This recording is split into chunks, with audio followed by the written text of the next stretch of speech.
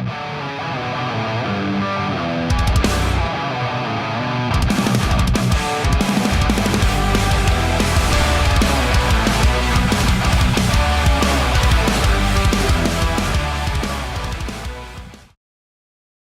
right, guys, welcome back to the Wolves Only podcast powered by JWFIT. And today we have Michael Laughlin here, Locker, Canada's only, above the knee. Hang on, I got this. Okay. Canada's only above the knee amputee full-time firefighter. Did I get it? That's right. Yeah, you got it. Holy shit. It's a mouthful. Yeah. Yeah, it's a mouthful, all right. But it's incredible. So I've got quite a story. It's not just firefighting. I grew up in a little farm town, Joyceville, just outside of Kingston, Ontario, Canada. And so I literally doing chores before school and throwing hay all summer. That's how I put on my first little bit of muscle, was throwing hay for all the farms around where I lived. And from there, I played sports. I was the biggest jock, right? Played hockey, a lot of hockey. I played fastball, won a national championship in 2000 in fastball. Played rugby, football, and went to a high school that was big on those sports. So we won all the championships every year, never lost ever in both sports. So carrying on, I played quite a bit of hockey. So I was drafted to the OHL, which is the Ontario Hockey League in Canada here in Ontario. And my dream was to become an NHL hockey player. But there was a time, once I got to junior, I didn't stick with the OHL team. I went and played Tier 2 Junior A and was a captain of that team, and had a great Junior A career. But there was a time where I played with a couple guys that went to the NHL, and I knew it wasn't going to be me. They're just that much better. And, and then you just realize, okay, I'm doing this for fun, which is fine. But then I said, what do I want to do? All my eggs are in the basket.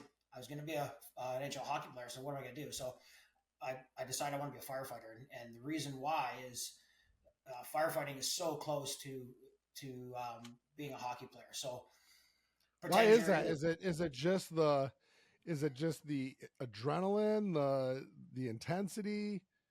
That's part of it. Yeah. So say you're sitting around the fire hall with the guys, the guys and girls, and you're pranking each other and having a good time, and you're doing your thing, and then you get a call. Well, it's all business, on the trucks in less than a minute, out the door, and you're all about, getting the job done and doing whatever it takes to get the job done. Just like so hockey. You go from locker room grab ass to life or death. Exactly. And the same with hockey, right? So you're in the locker room, and then the game starts and it's all business. You'll do whatever you have to do for the team, and I was a fighter in hockey. So I just knew I was going out there to fight with the biggest guy on the other side, and that was it. And it's just, you do anything for your teammates, and that's what you do in firefighting, right? Yep. And you're an adrenaline junkie too, anyways. I mean, I know a little bit. I know your story, but I'm excited for everybody to hear it. But that's just you have a history of being an adrenaline junkie. Yeah. So my mom says how I start, my story is I was 3 years old, and I was with my mom, my sister, and we were dropping my sister off at her friend's house. And so we got to the friend's house, dropped my sister off, and I was upset. I was crying, I was screaming, I was angry. And we drive away, and we're about halfway home, and we're going around a corner out in the country. And I opened up the door, and I just jumped out. And the car ran over my legs, hit my head, and I was bleeding all over. My mom was in hysterics. My mom was a nurse, and she's in hysterics, puts me in the car, drives me to the hospital, going to emerge, and she goes to sign me in and comes back in 5 minutes later, and I'm sitting on the edge of the stretcher and kicking my feet laughing. And I had this tiniest little cut on my head, and all this blood came out. It looked terrible, right? And my legs were fine. You're made of rubber when you're 3, right? I was going to say, that was the first time your legs were compromised. Oh, that's right. That's what my mom always says, you've always had a thing for your legs, right? You've always had this problem with your legs. So the funny part of the story is, why was I jumping out of the car? Why would someone jump out of a car to go back, right? And to play with my sister? Well, they were playing Barbies, Justin. I want to go back and play Barbies, bud. So that's why I jumped out of the car. Yeah. Dang. So yeah, I from a young age, I was on the edge. Anyways. I had to go play some Barbies, dog. Well, you go play some Barbies. Like, who doesn't, right? I tell the other part of the stories. I just say I was into women already at a young age, right? Barbies are, Well, yeah. Anyways, carried on, and so wanted to be a firefighter. So I took a co-op in high school my last year, and at the Kingston Fire Station. And right as soon as I got out, I became a volunteer. And as soon as they did a hire, I got hired on full time. So a couple years later, became a full time firefighter. Did some dispatching in between there too, and so I've always been identified as a firefighter. And so I played some hockey as a firefighter too, some minor pro in the senior A league around here, which is like all the guys that come back from pro play, and it's just like goon league. It's pretty fun. You guys would enjoy to watch that. And then going forward in 2007, so grew up on a farm, right? I was a dirt biking, four wheelers, go-karts, anything that went fast, and had a motor. And so skidoos too, right? Up in Canada, tons of snow and always snowmobiling. So I was snowmobiling one night. So out, and it was midnight. It was minus 25 and it was snowing like sideways. It was a blizzard. And me being me, we were inside. And I was like, I want to go for one more rip across the lake. And the guys are like, no, it's terrible out. I'm like, oh no, that's what makes it fun, right? Let's go do it. And so one other guy went with me, and we're going across the lake. And so Lowbro Lake is just north of Kingston, and we're going across the lake, and it was snowing sideways. You could see like 10 feet in front of you. And you know how fast these snowmobiles are. They go 120 miles an hour, right? And so going across the lake, and I'm following the guy in front of me because he knows the lake. And I'm like, if I lose his tail light, I'm going to get lost out here in this blizzard and probably run out of gas and freeze to death. So I'm like, I got to keep on his tail light, keep right on him. So going across the lake, and I kept losing his tail light. So I'd like speed up to catch his tail light, and I'd lose it, and I'd speed up to catch his tail light, and like that went on for 5 or 10 minutes, and finally I lose his tail light, and I'm speeding up. And I'm like, shit, I can't find him. I can't find this. And so at that time, I must have got off his trail where he was going, and I was going like 100, and I was doing probably 90 miles an hour, and stupid, right? I couldn't see, but I was trying to catch this guy. And all of a sudden, from 10 feet away, there was an island. And I remember letting go of the handlebars and going, I'm dead. And then I sat up, and oh my God, I'm alive. And I looked down, and my left leg was grossly deformed. So I snapped my femur right off, and it was out to the left, like at a 90 degree. I'm like, holy shit, I broke my leg. What do I do? I'm like, I'm going to die out here. It's minus 25. I'm in the snowstorm. I had flown 150 feet through the air, through the island, missing trees, threaded the needle right up through the island, and landed. And luckily landed in the soft snow, and there I sat, right? So like, what am I going to do? So I pull my phone out of my pocket, and back in 2007, we had flip phones. Flip it open, 911, send, and the phone dies. So it's so cold, the old batteries, they die when it was really cold. So I'm like, fuck, and I throw the phone. I'm like, now what am I going to do? I'm going to die out here. I'm going to die. So every once in a while, through the break in the snow, I could see there was a cottage on the island that I'd hit. And I'm like, I'm going to crawl to that cottage. And I had a lighter in my pocket. I'm going to crawl to that cottage and I'm going to light it on fire. And the flames will be 100 feet in the air, right? It'll get called in. The fire department will come out and they'll find me out here. That's the only way. That's the only way I know what to do. And so you're in survival mode, right? So I start crawling. And I remember crawling, and every time I crawled, I pulled my body, and then I remember pulling my leg along too, and it was like feeling like it was like coming apart. It was the worst feeling, and I was like, when they say 10 out of 10 pain, I was in a 10 out of 10 pain, and so I crawled, and about 5 minutes went by, and I was like, I just laid down. I just went, just die. I was like, just die. There's no way I'm going to get out of this. And then I started thinking in my head, I'm like, you know what? I can't do this to my mom, my dad. I can't do this to my family. They're just going to be devastated. So I got to keep going. I got to keep pushing. So kept pushing, and did another 5 minutes. Then I laid down again. I shut my eyes, and I just said, just die. And then it's funny what goes to your head, but I started thinking, you know what? Everyone's going to think you're a pussy. You're supposed to be this big, tough firefighter, hockey fighter, right? And now you're going to go out this way. You're going to go out giving up when you could have gave more. And it's funny, but those are the things that drive you when your chips are down, right? You got nothing else to dig into. So I dug into that, and I was like, I'm not gonna leave this world like this. So started crawling again, and at that time, I crawled for another 2 minutes, and then the guy that I was with had got to the other side, realized I wasn't with him, and came back looking for me. Found my skidoo in 100 pieces, shattered all over the ice, and started yelling back and forth. And he got to me, and he got over top of me, and he's like white as a ghost, and he's like, what do I do? I'm like, grab me, drag me on the back of your snowmobile, and get me into shore, and I got to get to a hospital. I'm dying. I could be dying. I don't know. And he's like, okay. And I go, grab me, drag me. I go, I'm going to scream and yell and tell you no, but don't stop. You got to keep dragging me. So he grabs me, starts dragging me. I'm like, no, stop. And he stops. I go, I told you not to fucking stop. Right. It's kind of funny because he's like, I'm sorry. Like he was in more shock than I was. Right. So anyways, he dragged me on the back of that snowmobile. And I remember feeling every single bump on the way in, like every bump on that lake, and got into shore. And you got to remember, we were out in the middle, and they're a bunch of hillbillies, right? So we're in the middle of nowhere. And he's like, I already phoned ahead. I got a car waiting for us.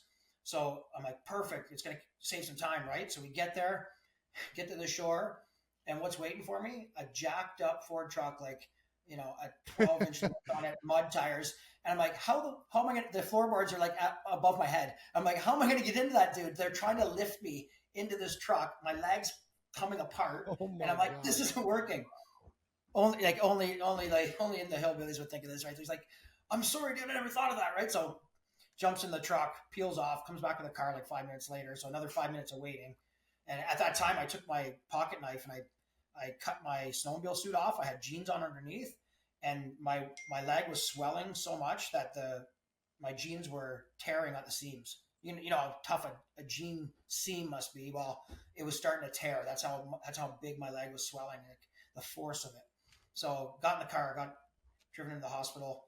I remember the nurse coming out with a wheelchair and going, okay, and open the door, kind of get in. And she looked at me and she's like, oh shit, and runs back in, and like 6 people came out with a stretcher. And I was like, oh wow, I look terrible, right? So go in, they're buzzing around me, cutting off your clothes and everything, and put you on they pump you full of painkillers, right? And then I go into this room and I'm waiting for surgery because I gotta go right into surgery. And a little old lady nurse comes in and she's like, hi, I'm gonna put your catheter in. And at the time, I'm like, I didn't know what a catheter is, right? I've never been to the hospital before, nothing serious. And I'm like, okay, no problem. So I have one of those like half gowns on, right, where your butt's showing, and I'm laying in the bed, and she just like peels my gown back and grabs me by the, and she goes to put the catheter in, and I go, and I push her, and and this little lady falls back on the floor, and I'm like, and she just gets up and like dusts herself off and smiles at me and walks in the door. Was that, yeah. She's used to it probably because people like normally wouldn't know really what's going on. Right. I didn't know what that was. So, but she does her off. She smiles and walks out the door. I'm like, yeah, you're right. You're not going to do that to me, right? So, like literally 2 minutes later, she walks in with 4 big porter guys. The guys like push the gurneys. They hold me down like this, and she's like whistling as she puts it in, just laughing. Like she knew she was going to get me in the long run, right? Yeah. That is funny, dude. Yeah. So I go into surgery. And wake up, and of course I've got this huge cast on my leg, and I'm like, okay, I broke my leg pretty bad, and then I've got this cast on my arm from here to here. I'm like, there's nothing wrong with my arm. I used my arm the whole time. I used my hands the whole time. Like, why would I have a cast on?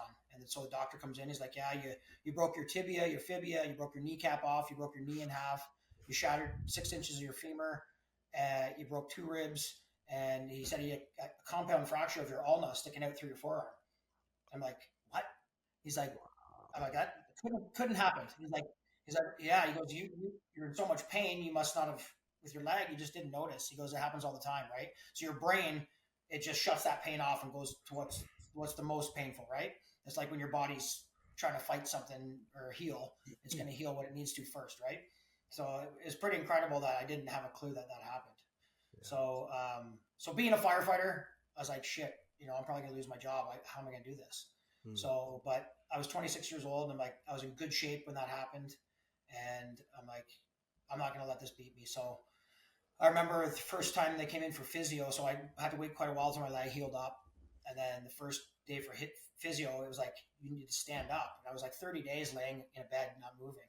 So I first day I stood up and I stood for like 20 seconds with two nurses holding me. And then they just sat me back down. They're like, "Oh, that was a great day. Good job. Good job." I'm like, "What?" I was like, I was planning on like, at least walking outside, and around the hospital a couple times, right? Like my mind is like, I got to do this now, right? But she's like, just be patient. It's going to happen one thing at a time, right? So the next day I stood up and took a step, and the next day 2 steps, and then, so on and so forth until, 3 weeks later, I was walking around and had some dumbbells in my room and working out and stuff, putting some weight back on. And so anyways, 8 months later, got back to work, went right back to work, worked my ass off and got back to work. And you never would have known I was never in an accident, except for the scars that are on my leg and on my arm and the metal that's inside me. You'd never know I was in an accident. And I remember when you first told me this, and I was like, wait a second. So that's not how you lost you lost your leg. I'm like it was literally like it was like, wait, there's more. And dude, I mean the amount of like pain that you've gone through is just incredible for one.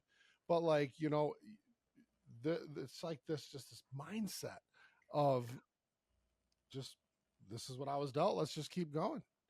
Yeah, and that's totally what it is. Incredible. And that's everyone's capable of that too, right? It's just you just got to dig down and want it, right? And for me, Right. my driving force at the time was I'm a firefighter. That's how I identify myself. Like, and I'm gonna continue to be a firefighter, right? So moving forward, like life was good. The gym I was working out at, I met this girl, and this girl is actually a girl that I went to high school with, and we were friends in high school, but just like acquaintances. We knew each other. We were in some classes together.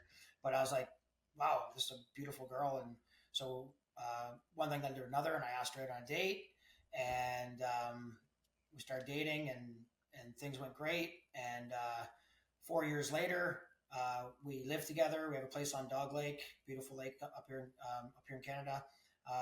We own a yoga studio together. So she was a yoga teacher when I met her, and one of the best around our area. And so I was like, why work for someone else when we have our own studio, right? Let's do this, right? So we built a yoga studio together, built a great life together. I'm a firefighter. Everything's going great. Go out for my birthday with a bunch of friends one night, January 9th, 2011. And she was supposed to come, but she's like, nah, I'm staying home, not coming out, kind of thing. You guys go have fun. Do your thing. So went out, came home the next morning, stayed at a friend's that night, came home the next morning, come into the kitchen. I'm screwing around in the kitchen a little bit, doing some stuff. And she's laying on the couch. And I'm like, hey, wow, you sleeping in, have a little nap kind of thing. And no response. And I'm like, all right, whatever. And did a couple other things. I'm like, hey, you gonna wake up over there kind of thing? And she never moved. And I'm like, something weird. So I walk over the couch, and I was like, fuck, she's dead. She committed suicide when I was gone that night. And Oh my God. so Jen she'd had some really bad shit happen to her when she was in her teenage years. She'd been held captive by a guy and raped, and a bunch of bad stuff happened to her. And so she went through some drug addiction and mental illness stuff.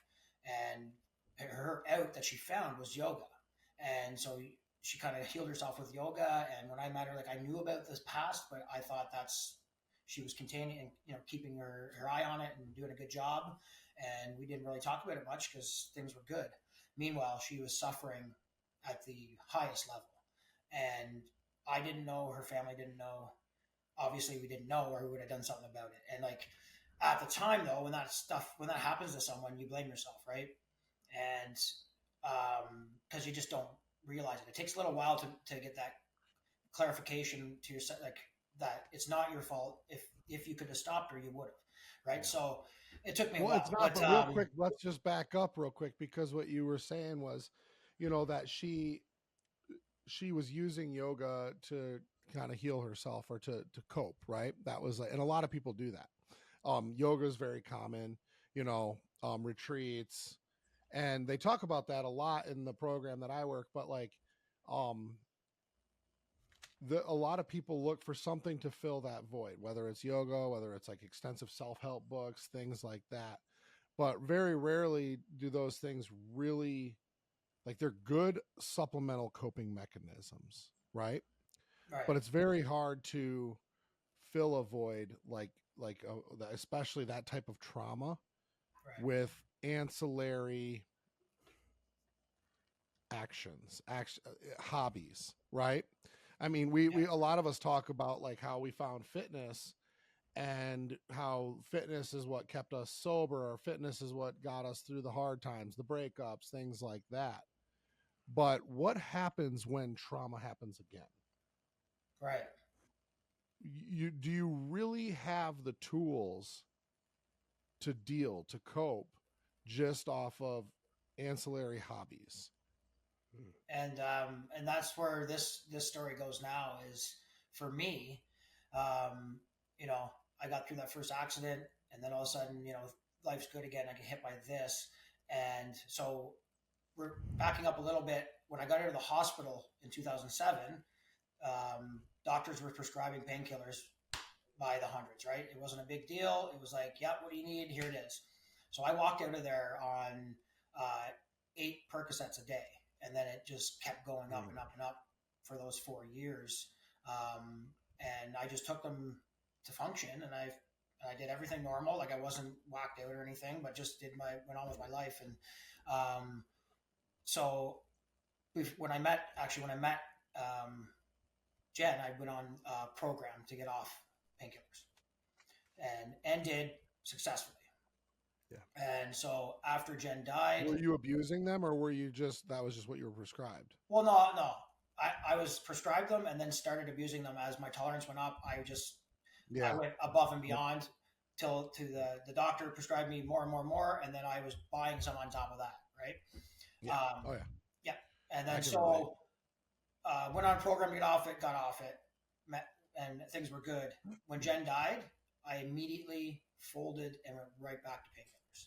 It was like, how do I drown? How do I escape this? How do I pretend this never even happened, right? And it was like, this is how I know how, right? And so I started using them heavily again. And so this led to me getting arrested. So I was buying some, and the place was being watched, and one thing, you know how it goes, and I got arrested. So I became, everyone had my back when Jen died and stuff, and the fire department had my back. And then but instantly I became Mike the firefighter to Mike the drug addict, Mike the, buying drugs, and he's going to jail and all that stuff, right? It's crazy how quickly that changes. Eh? So a shot to the ego like that was pretty painful too. And so like I wanted to go down a deep dark hole there too. So then I'm dealing with Jen's death and getting arrested on top of that, and everyone thinking I'm a dirtbag, right? So it was a lot. Anyways, once I got arrested, I eventually went to court, and the judge was very understanding, and he was like, listen, I see what's happened here. I see the accident. I see when you started these things. I see that you've lost someone, close to you, and you started using again, the whole story. And he's like, here's your second chance. Don't fuck it up. And so I got an absolute discharge and no record. And that way, I'm not going to lose my job, and I can carry on. Right. So moving forward, I worked on it, a lot of counseling and stuff like that for the death of Jen, and going through that, and not blaming myself, and trying to stay off drugs, trying to stay clean, trying to stay on a program, and not fuck up. Right. So moving forward to 2016. So life's pretty good again. I'm doing pretty good. How long was this cycle that you were on the pills? Like, what was the time length in between from like start to finish? Oh, so on and off from 2007 to 2016. Okay. Yeah. Wow. Yeah. That 2000, that was like the prime time too, that doctors were just like like just handing them out. Oh, it was easy, right? And for me, with my injuries, it was easy. It was just like, what do you need? Tell me what you need. Yeah. Bro, I milked a knee scope, a knee scope for years. Right. Years. Yeah. So crazy. I can imagine. I had the tubes, the bottles of Norco 10s, the tubes, they were like a foot tall. Yeah. Crazy. Yeah. So you can imagine me, I was all broken, and they're just like, no, what do you need? Right? Yeah. What do you need? It was tough. And honestly, Justin, before that, I'd never touched a painkiller besides Advil in my life. Well, and it's crazy because I broke my neck, my C4, C6 in 2003, and I never took the pain pills. I just suffered because I had buddies that were taking pills back then, and I was drinking so much alcohol. I had a neck brace on. I got very lucky. I was about a centimeter away from being paralyzed from the neck down. Yeah. They said the break I had and how it broke, they were able to fuse it. They said people normally do not walk away from this break. So that's where Second Life came from. It wasn't until later on when I started protruding forward, I started getting the sciatic nerve. That's when I started like really, really bad sciatic. That's when I started taking the Percocets and the Norcos, then went to the man above because I couldn't get any more here. Yeah. That's when I was taking the hardcore opioids, and I didn't know it for like 7 months. I was addicted to pills, and I had no idea. I wasn't doing it to be a junkie, or I thought I had a problem. It's just one turned into two, turned into three, turned into four. And eventually, you know, I wasn't at Justin's rate, but I was popping quite a bit, but still drinking on top of it. And my friends would see me, and I had no idea. So I got very lucky, but that was around the 2017, 18 maybe. So it was a little bit after your time. But yeah, it's crazy. I didn't take them during the break. It was leading up until, 15 years later when I started hitting the pain. Yeah. Wow, that's so very similar. Oh yeah. I was taking 30 Norco 10s, 40 Norco 10s a day. Oh, I got up to like 80 milligram Oxycontins. Yeah, and like you know how it goes. Then you start sniffing them. Then you start right. That's all. Well, actually, no, because we talked about this in the last. I don't want to get too far into this, but Oxycontin actually saved my life. I heard that story. Yeah. So that's what's crazy. I was taking the Oxycontin, but later on, come to find out, what was fucking me up, they were laced with the fentanyl, and I did not know that. I literally. 100% did not know. So when I was trying to come off of them on a normal day, I'm like, I would have 5 or whatever. It would be the next day. I'm like, cool, I feel better. And then all of a sudden it would hit me like a rock. And I guess that was me, going through it. And I had no idea. So I had to wean off. I never went anywhere for the program, but I just weaned off of them. I was very, very fucking lucky though. Very lucky. Wow. I miss the fentanyl days when they're lacing stuff with them. Now I did try a few fentanyl patches, the ones you stick to you and stuff like that. Right. So, but that was, they're, what's in them milligram wise and stuff. Right. So it's not sure. Not lacing. But anyways, so carried forward to 2016. I'm doing pretty good. I hadn't really no serious relationships since Jen, but like dated and stuff. So single guy, and always out riding stuff. Right. So I'm out riding my motorcycle and I'm out on a windy road, and by coincidence, it's just north of Lobra Lake where I crashed my snowmobile. And so I'm going on this windy road north of Lobra Lake and riding along, and all of a sudden, at the corner of my eye, a deer is flying out of the ditch and runs right into the side of me. So it hits me and I go jolts me, and I didn't go down. I got into like a speed wobble with the bike, and I'm like, okay, I can get this, and I got control of the bike, and I look up and there's like a 90-degree turn in the road. So I try to turn as hard as I could. So, you counter steer, you turn the opposite way, and I turn, my peg scraping, and I'm like, I'm going to make it. And I'm trying to slow down, and then the back tire hits the shoulder, and the bike just shoots it from under me. So as I'm falling, I remember thinking, I had time to think, don't hit your head. If you hit your head, you die. Because, being a firefighter, I've been to lots of motorcycle accidents. Head injuries you don't come back from. And I just had one of those little, Harley, I was driving a Harley. I was wearing a beanie, right? And so I'm going down, so I'm trying to ride it out of my butt. So I landed bounced off the road on my butt and down into the ditch. And there's a big pile of rocks in the ditch. And I went right into the rocks, and I watched my right leg snap right off. Right in front of me, right in front of me, just went snap. And the bike came in behind me, bounced off the rocks, and landed on top of my chest.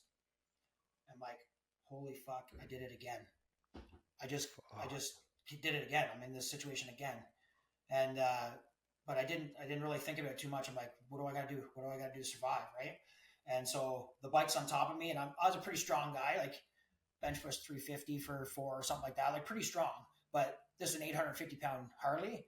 And you know how they say like mothers can lift a car, when the chips are down, mothers have done these extreme feats of strength or whatever, and lift a car off their baby or whatever. I bench pressed that 850 pounds off me and flopped it over off me. And when I did that, my leg was caught in the foot peg of the bike, and my leg kind of went with the bike, and I didn't even feel it. So I was like, my leg's not even fucking attached, right? It's just attached by skin. I was like, it was just unreal. I was just like, this is a horror movie, dude. So I looked down and I could see the white ball, the ball of your ankle. It was showing. My foot was ripped off. The ball of my ankle, my tibia and fibia were out through the skin, lawn darted into the ground, and my knee was obviously right out of joint, and it was holding on by skin. And I'm like, what the fuck, right? So what do I do? What do I do? So I'm like, grab my belt, I pull my belt into my pants, and I try to tourniquet my leg as best as I could.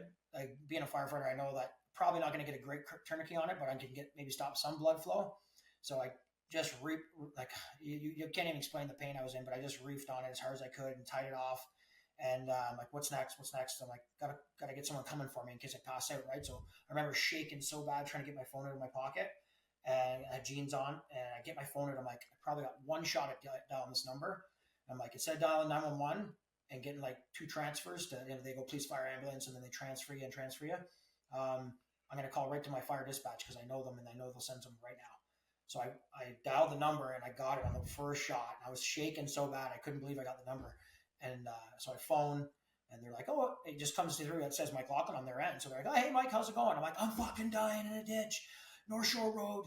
I'm at the very end of the road. I had a motorcycle accident. Come get me. And she's like, we're coming. So like right away, she just sends the trucks. And then she's like, I got to keep him on the line.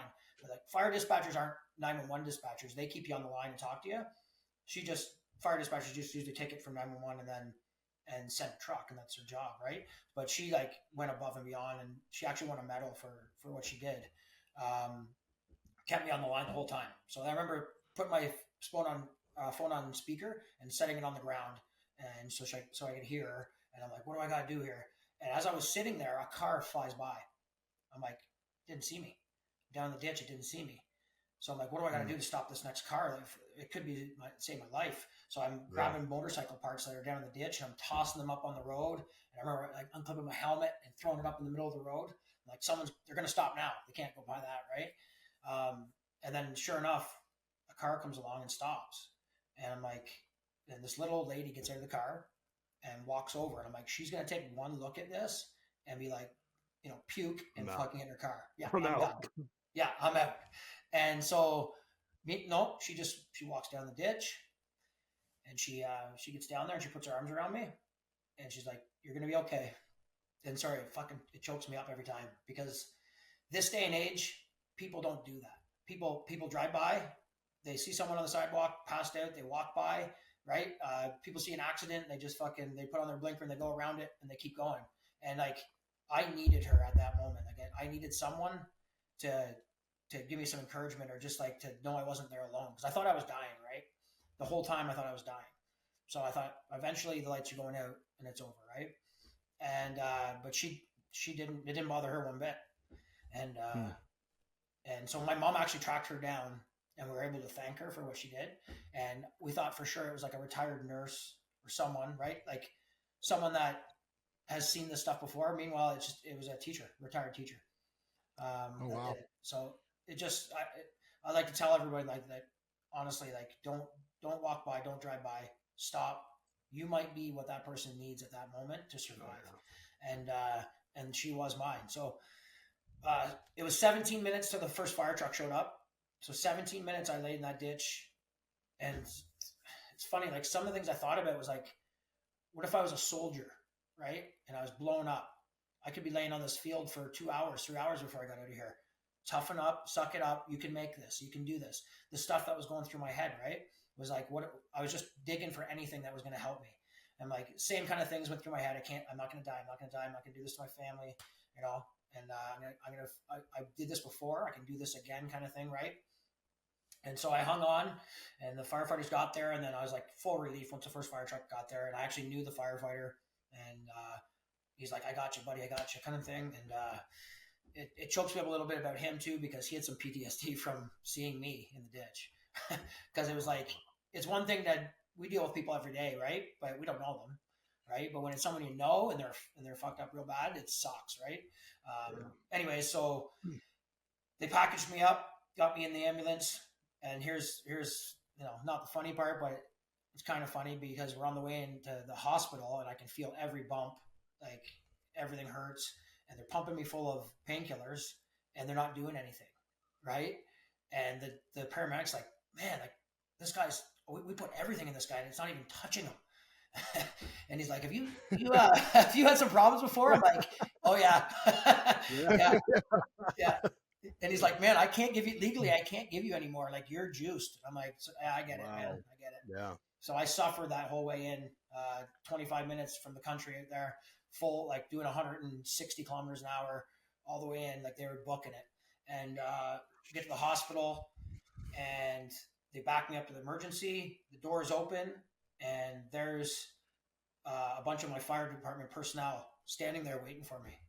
And that chokes me up too, because that's the brotherhood, right? That's the camaraderie. That's like, they're just there for you. So meanwhile, I didn't know this, but in dispatch, fire dispatch, everyone in the building was hovered over the phone, listening to me, thinking I was taking my last words, right? And saying, tell my family I love them and probably not going to make it, right? Kind of thing. And so once the ambulance left the scene, they all piled into a bunch of vehicles and went down to the hospital to see me in.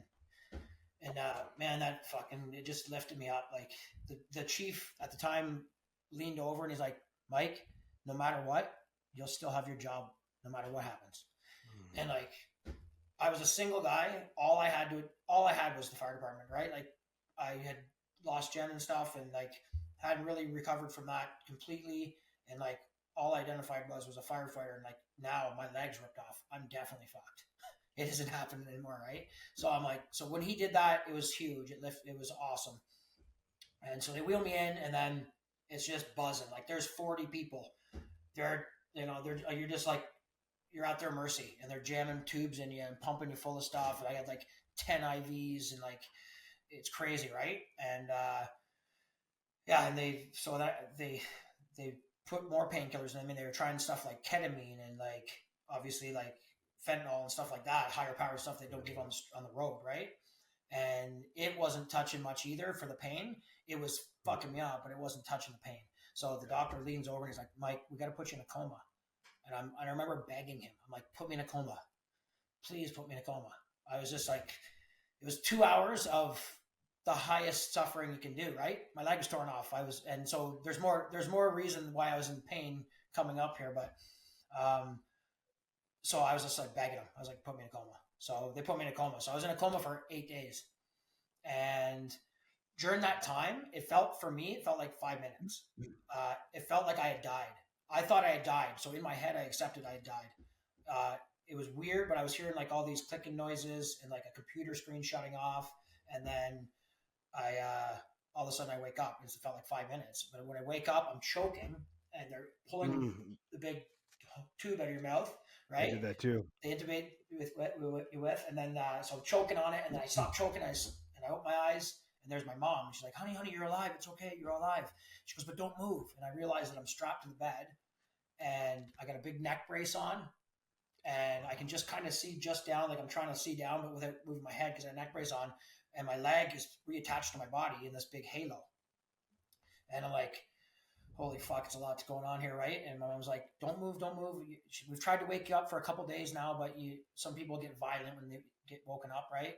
And so I guess I was smashing the shit and fucking punching nurses and carrying on, so they just kept putting me back out, right? And that's why I was strapped down to the bed. And then for another reason was my mom was like, listen, I know you screwed your leg up, but like she goes, you also broke your back in 3 places and you broke your neck in 2 places and you broke 6 ribs and you can't move for a long time. And I'm like, what?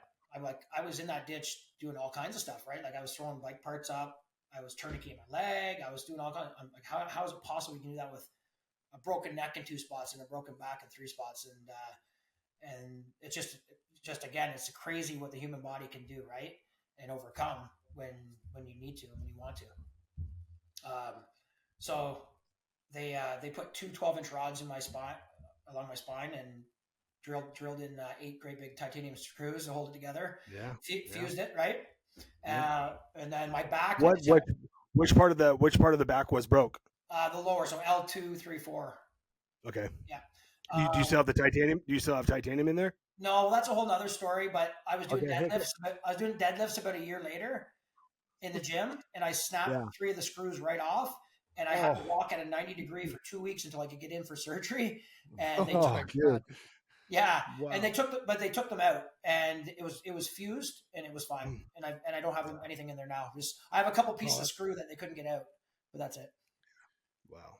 Yeah. Wow. So they had reattached my leg, and they're like, so you got to wear a neck brace for 4 months. You can't move for about 30 days. So like I literally was at the mercy of the nurses.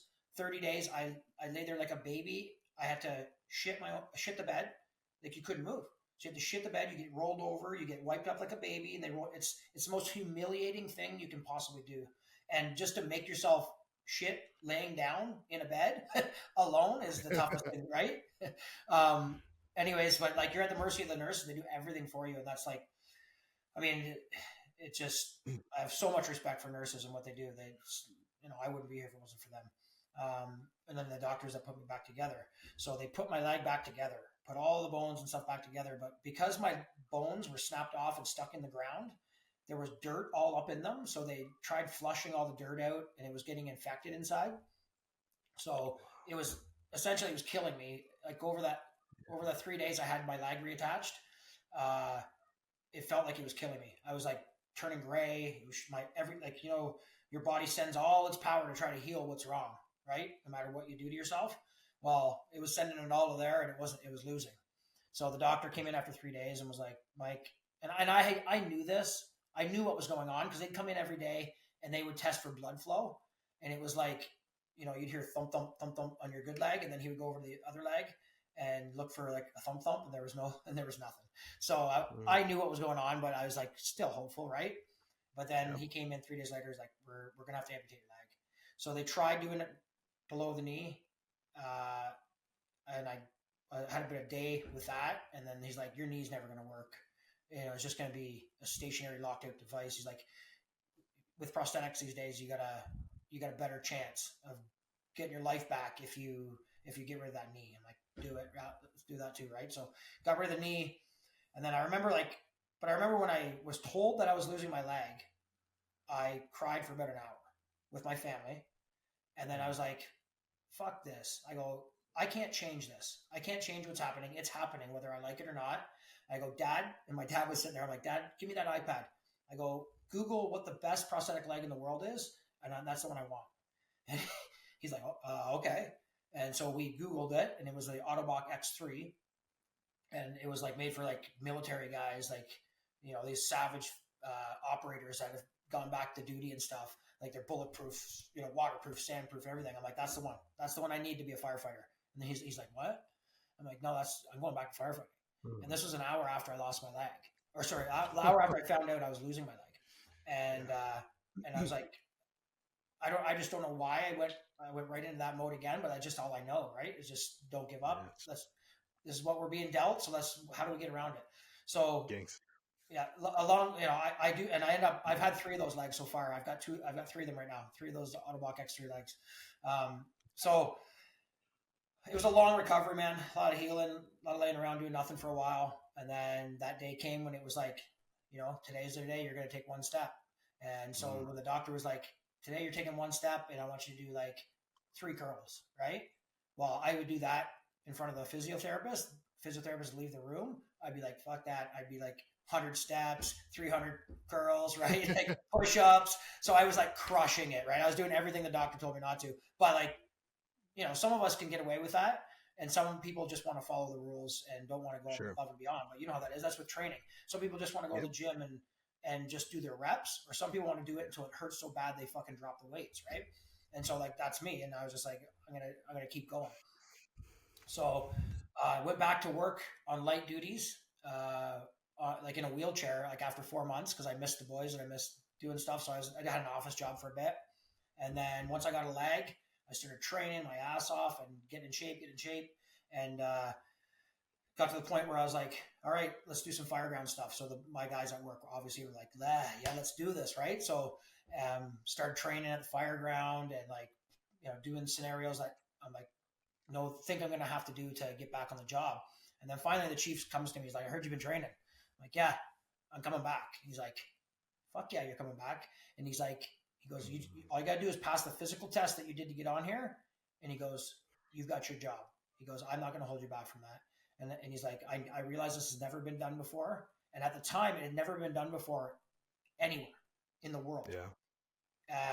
And I'm like, don't care. I'm going to be the first, right? And he's like, that's the attitude to have, right? That's the guy that I leaned over getting pushed out of that ambulance, right?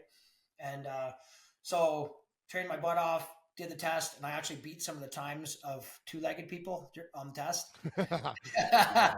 So like I was ready. Yeah, Right? you did. Yeah, you did. Yeah, it was I love crazy. that. Yeah. And so anyways, became Canada's only and first and only full-time above knee amputated full-time firefighter. So at the same time in the US, a guy had a motorcycle accident, a firefighter, and lost his leg in the exact same spot above knee. And so it hadn't been done in the US obviously either. So at the same time he had done it and he wanted to come back to work. So he actually contacted me and we had talked a bit and helped each other out a little bit. And he actually beat me back by 2 months. But here's why. Okay. He only lost his leg, no other injuries. I fucking broke my neck and back. So he's a pussy. He fucking. I hope he hears this. No, we're buddies. We're buddies. I wasn't expecting. I know. I can that, imagine. Dude. Yeah, you have that much in common. Like, really, that's incredible. And he's an amazing guy. He came up and visited me not long after, and like, anyways, great guy to bounce stuff off, and he's thriving now too. Like, you wouldn't even know he didn't have a leg. He just does his thing. Do you know where he's working? Fishers, Indiana. Okay. Fishers Fire Department. Since then we've helped 5 others in the world do it.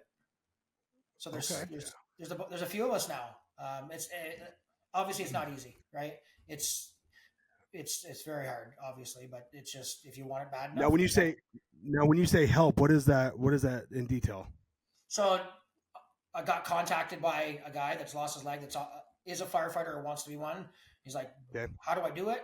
Like, how do I get my bunker gear on? What leg do I need? What kind of training should I be doing?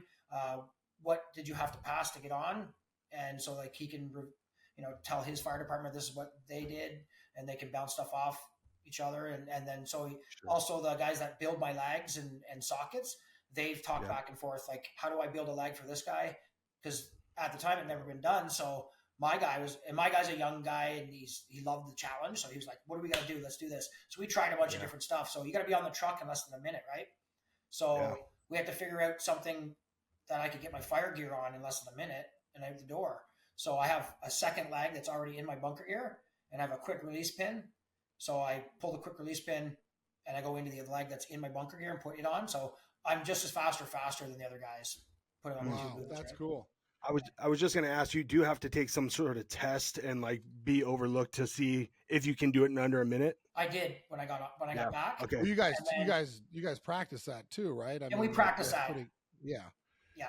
And then it kind of reminds me of that movie. It kind of reminds me of that movie Man of Honor with Cuba Gooding Jr., where he had to fight for so long to put the gear on to do the deep sea thing. Man, I could see this as a blockbuster hit for sure. That's incredible.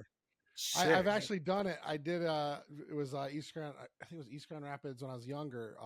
East Grand Rapids Fire Department. They would like let us like try it out. You know what I mean? It's hard as hell.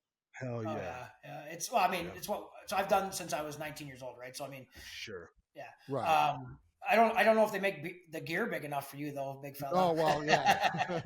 That's why it's so hard. Squeezing is it 10 pounds? He's got to put the XLs on an extra large body. We actually have a guy on our fire department that was Canada's strongest man at one time. He was like 300 pounds, Really? 6'5", 300 pounds. Yeah, so big guy. That's like anyways, Dane's dad. Dane's dad was a strongman fire captain. Yeah, that's awesome. We've talked about that quite a few times. Yeah, Dane's dad, and I met him when he was on the phone there the one day. Wow. Oh, cool. Anyway, so moving forward, so got back to the fire department, hit my goal of being the first ever in Canada, and smooth sailing from there. So the best part of the story, here it is. So I'm in the hospital. I go from KGH hospital, which is like where they put you back together and get you back to healed up a little bit. And then I go to a recovery hospital. And so I'm bored, right? I'm in this room every day and I go down, I do physio a couple times and you're back in your room and you just hang out. And you can only do so many push-ups and stuff, right? So I got to jump on my wheelchair, but I'm like 150 pounds, okay? I got a beard. I got long hair because I've been there for 2 months. And I got a neck brace on still. No leg. I'm wearing like Joe Boxer cut off like jogging pants, like I look like Joe Dirt. I look like Joe Dirt on in a wheelchair, and with no leg. So I'm wheeling around the hospital, and I'm like bored. I'm like, I'm gonna go check out nurses and see if there's any hot nurses around, right? So I'm wheeling around, and I don't even know where I am at this point. I'm fucking on some other floor, like I'm just lost, right? I go by this one room, and there's a nurse bent over the bed of her patient, and I'm like, that is the nicest ass I've ever seen. And I jam the brakes on the chair, and I fucking get caught. So I like pretend to wheel in all like cool, right? And meanwhile, it wasn't very cool. But anyways, come in, and she turns around. I'm like, that's the most beautiful woman I've ever seen. Oh my god, what the like, just stuttering kind of thing. And I'm like, so I made small talk for like 10 minutes, and then I wheeled out of the room and went back to my room. Found my room, and right away I'm on Facebook. I'm looking up her name, and then I just say, hey, nice to meet you. And she was like, hey, nice to meet you. But then I noticed she's in a relationship, so I'm like, whatever, okay. And I'm at my absolute worst. Looking all Joe Dirt. Yeah. Trying to fake game look like Joe Dirt. So I'm at my absolute worst, rock bottom, right? I got to start all over again, and here we go. So there's no chance. This is like a beautiful woman. And so a couple months go by, and I see she posts something on Facebook, and I just comment on it. And then we start talking a bit, and I'm like, fuck it. I'm like, do you want to go on a date? And so she's like, yeah, I think she's just humoring me though, right? She's like, yeah, sure. So we go on a date, and coffee, went for a walk, get back to the car, and I did the worst thing you can possibly do ever on a date. Like, I mean ever. This is going to blow even your minds. I'm like, I want to marry you and have children. I don't even know her. I want to marry you and have children. She's like, yeah, okay. she jets, right? And so anyways, some time went by, and I guess she was like feeling like maybe there was something there, and she didn't see it, and she kept thinking about me and thinking about like, there must have been something there. I don't know why I'm waking up thinking about this guy, this Joe Dirt in a wheelchair. But at that time, I had put on weight. I had a leg now, started looking like this, right? And back to normal, getting back to work, doing my thing. And so anyways, she messaged me, and we went on a couple more dates. And so long story short, I married her. And Here we go. Yeah, we have a 4-year-old boy and 13-year-old. I have a 13-year-old stepdaughter that she had before, and we're living like our best life. And all because I took a shot when I was at my absolute worst. A shot I should have never. I had no business taking that shot, and it just shows everybody that like, never miss an opportunity, right? Never miss an opportunity, even if you at your lowest.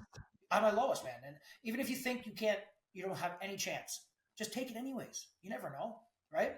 Well, I think too that goes back to like that idea that sometimes like, we build a foundation under the worst circumstances, the worst situation. Take your shot when you are at your lowest, because one, not only, if she accepts you at your lowest, right, then she deserves you at your best. Yeah. But two, you build a foundation under the worst circumstance, you'll weather any storm. Yeah, man, that's good. That's good. Yeah.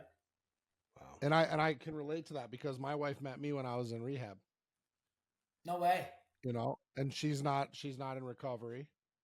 She's a normie. A normie. and met me when I had a fucking curfew, when I was getting driven around by a 22-year-old guy in a shitty beat up van. You know what I mean? Like she met me, we would go out and we would have fun, and I'd be like, okay, I got to be back to my house by 10. The 37 or 35-year-old man at the time, or 34-year-old man at the time. Yeah. With a roommate. That's crazy, man. We have similar circumstances there, meeting our wives. It's crazy. Well, here, I'll throw a better one. I had just moved in with my parents at 37 years old. I moved out of my apartment. I walked away from a 6-figure job. I started back at a commercial gym making minimum wage, moved in with my folks till I got my shit straight.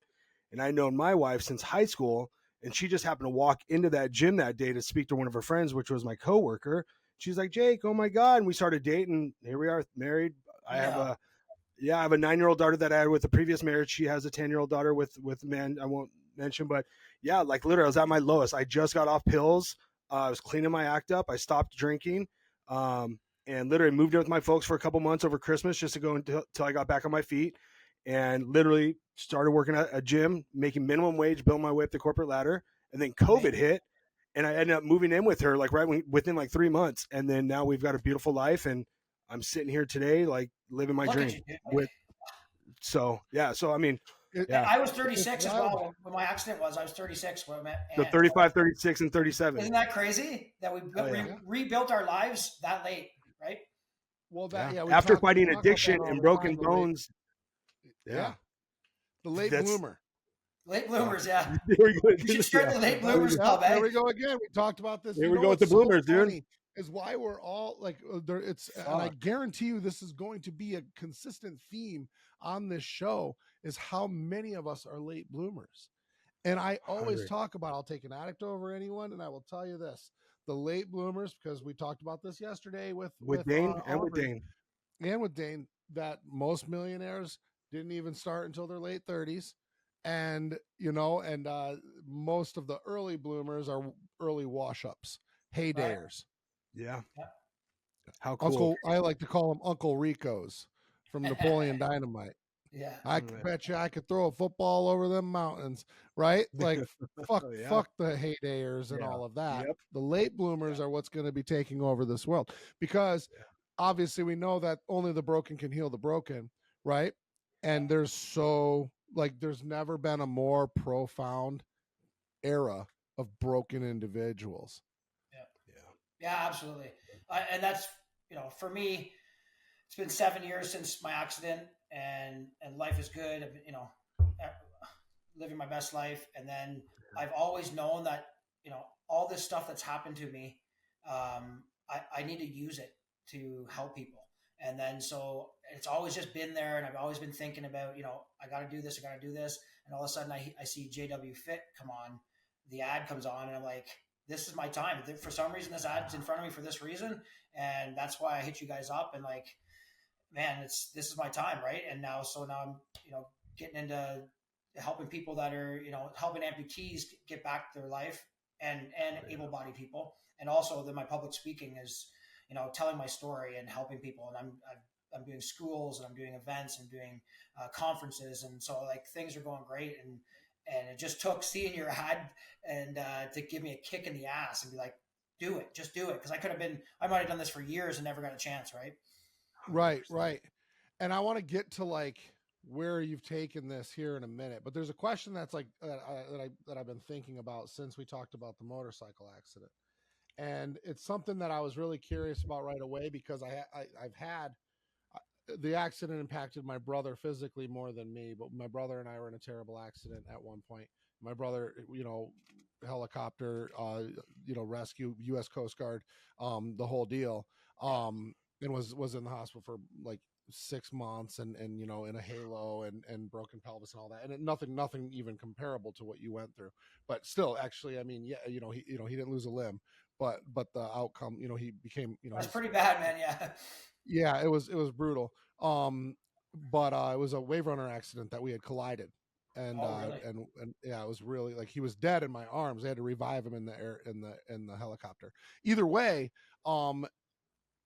I have witnessed a really, really terrible, a little girl getting hit and killed on she was crossing a street, minivan, boom, kicked her up in the air. She landed and died at my feet.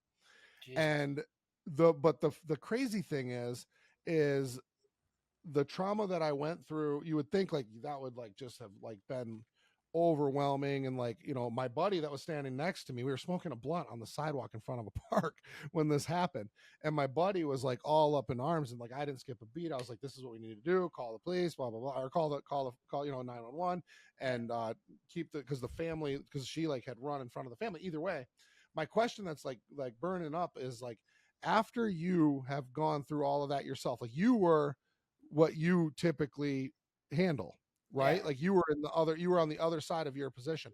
What has that done for you now?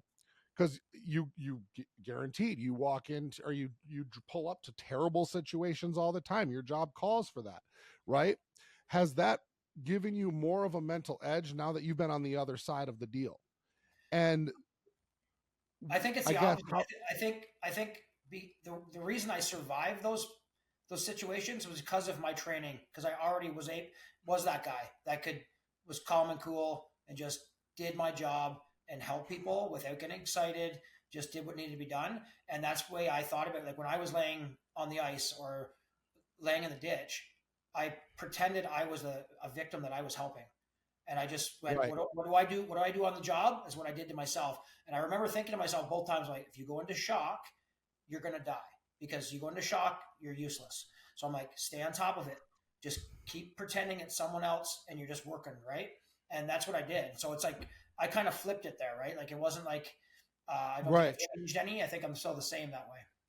You're still the same. You don't think that being the victim in that sense has given you a mental edge over the now, other actually, over you're your right. I do know what it's like to be a victim now. So what are they feeling? What are they scared of? What do they need? I do have that side of it now, right? So yeah. I guess I I would can imagine. I would imagine that would be a huge level up in your sure, industry. sure. I You know never what even I thought mean? about that, but you're right. Yeah, yeah. Never even thought about that. So yeah, it's Your like level of compassion and understanding is like, because again, only the broken can heal the broken. yeah, yeah. It's a huge So that benefit for sure. 100%. Yeah. That literally, when we started talking about that was like all I could think about, and I was trying to like stay engaged, but I was like, I'm really curious as to what that is going to do, not only in your career, but now in your coaching, right? Like it's easy for me to talk to an addict. It's easy for me to talk to somebody who's very obese, right? I can Right. communicate that to them on a level of understanding that I would never be able to communicate to an amputee. Like you and Flex have a totally different level of understanding to somebody who's been through exactly what you've been Sorry, through. you're froze. He froze up Oh, for a minute. am I back? Yep. Okay. Steve, What I 1 was minute. saying was is that you and Flex specifically have something that you can offer to people that nobody can. Yeah, Nobody. and that's I've seen so many amputees.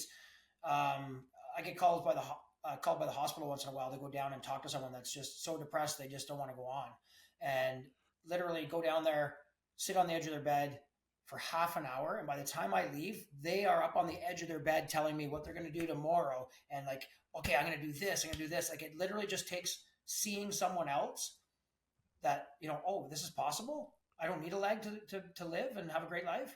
And I had that person come to me when I was in the hospital.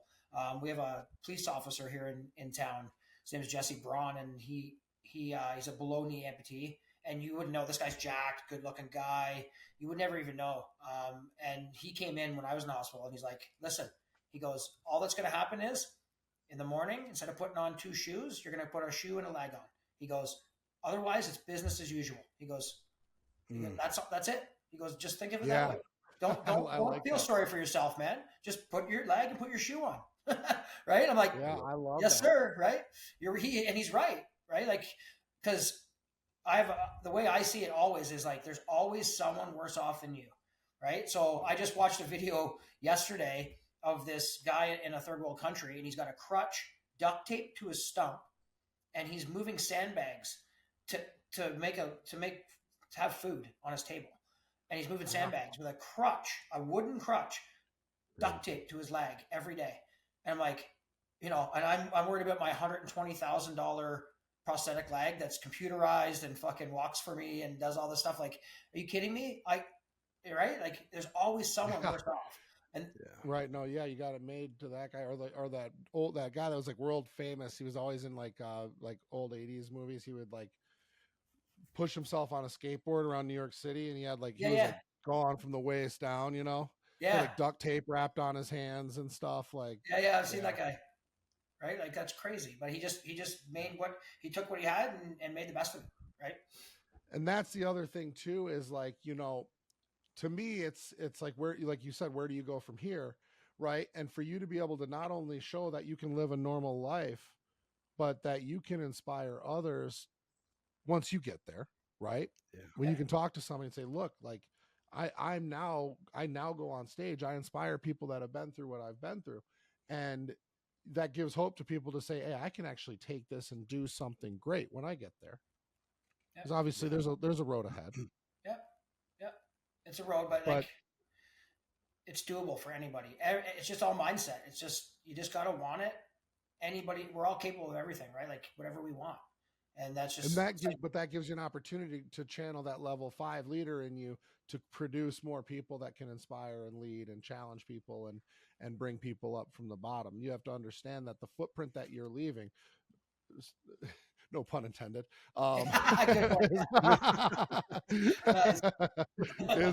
is actually a lot bigger than you think. Yeah, right. 100%. Right.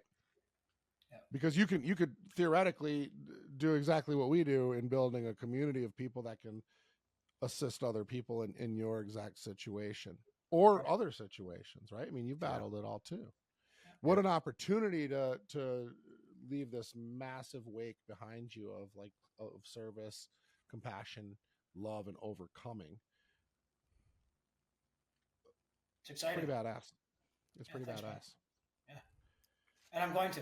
It's this. You are. Beginning, right? Well, you're already doing it, and it's really cool to see. I love watching, like, you know, I see the pictures of you standing like, around the kids and all the things. Like, you have that heart, and it's like you found your purpose. And it almost it did take. I'm gonna say it for you. I would imagine that it did take losing that limb to find that purpose.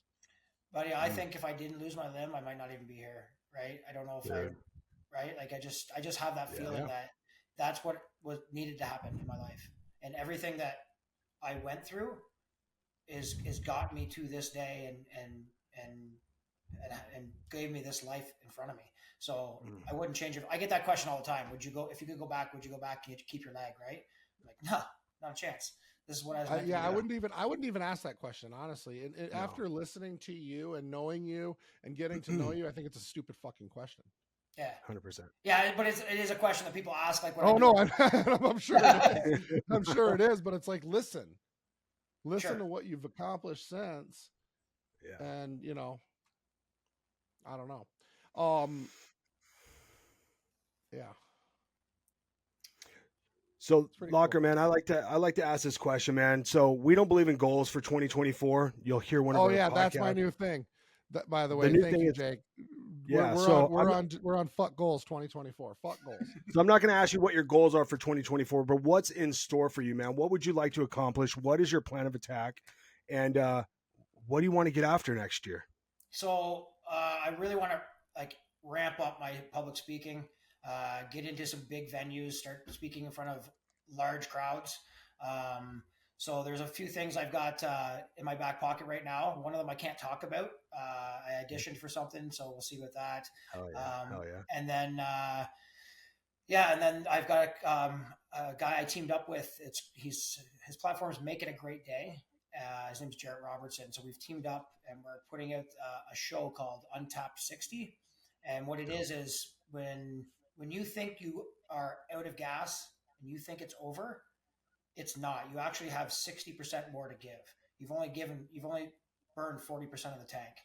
And that's scientifically proven, right? So our show's gonna be called Untapped 60, and I'm gonna tell my story, and then Jarrett tells talks a lot about that kind of stuff, is tapping into the Untapped 60.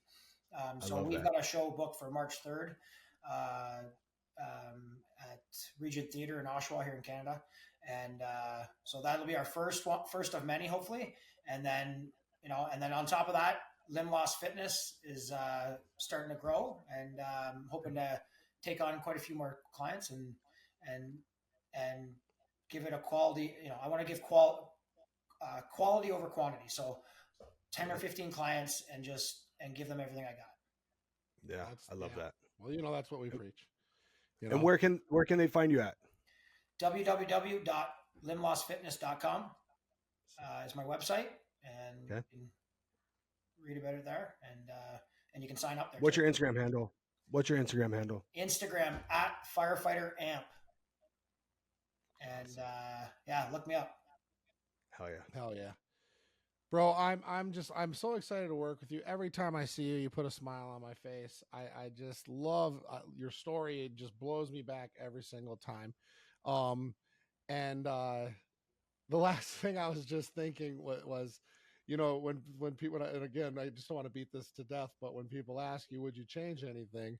You didn't have an option, bro. You were you were destined to lose one of them, right? I mean, since you jumped out of your car, since you jumped out of the car chasing down Barbies, you were bound to lose one. I mean, you're lucky you have at least one. I mean, Exactly. Yeah. Yeah. but bro, I just everything about you just makes me so fucking happy, and I can't wait to get to meet you someday in person, and just I love working with you. We got a lifetime to work together, and I think you have a ton of things in store for you. Fuck goals, but I just love watching you work. Thanks, brother.